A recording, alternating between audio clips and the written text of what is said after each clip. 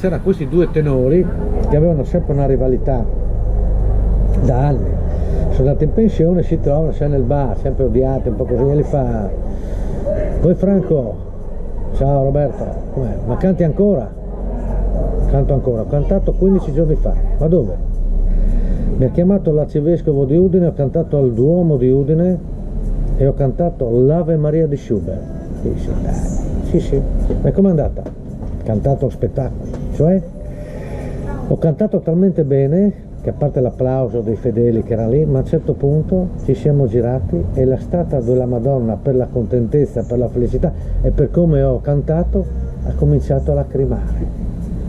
Piangeva, e anche le donne andavano lì, sai, col fazzoletto a intingere nelle lacrime della Madonna. Ma stai scherzando? Verità. E tu invece hai smesso? No, canto anch'io e canto meglio di te. Ma sì.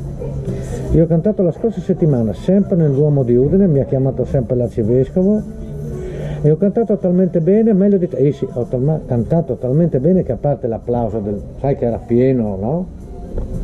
A un certo punto è sceso Gesù dalla croce, mi ha messo una mano nella spalla e mi ha detto: tu sì che canti bene, Roberto, non quello che l'altra settimana ha fatto piangere mia mamma.